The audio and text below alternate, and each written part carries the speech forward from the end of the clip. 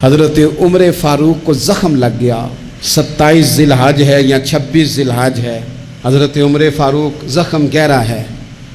اپنے شہزادے سے کہنے لگے پتر سیدہ عائشہ صدیقہ کی بارگاہ میں جاؤ،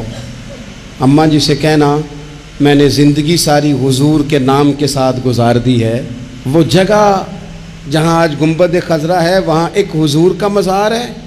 ایک حضرت صدیق اکبر کا، تیسری جگہ سیدہ عائشہ نے اپنے لیے رکھی ہوئی تھی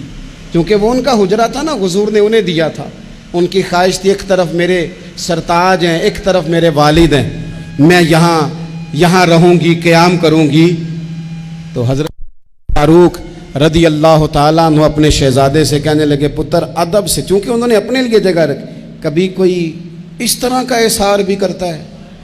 اپنی قبر کی جگہ بھی دے دے، اور قبر کی جگہ وہ جہاں 70,000 فرشتے سویرے آئیں اور 70,000 شام کو آئیں۔ حضرت عبداللہ ابن عمر گئے،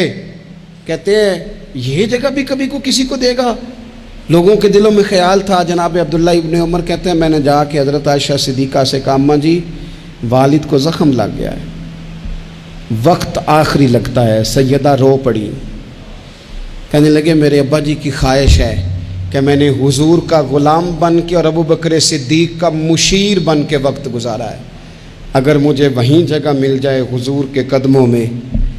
تو این سعادت بزور بازو نیست، اتنی بڑی سعادت کیسے اور ملے گی۔ حضرت عائشہ رو پڑی، کہنے لگی یہ بخاری میں موجود ہے، حضرت عائشہ کہنے لگی عمر سے جا کے کہنا میں نے جگہ اپنے لیے رکھی ہوئی تھی پر جا میں نے تیرے لیے احسار کیا، مجھے جنت البقیع میں دفن کر دیا جائے، میں نے جگہ عمر کو دی۔ ہمارے بزرگوں نے تو اتنی بڑی قربانیاں دے کے ہمیں سبق دیا ہے، کچھ نہ کچھ احسار کا قربانی کا جذبہ ہمیں اپنے دلوں میں پیدا کرنا چاہیے، گنجائش بنانی چاہیے۔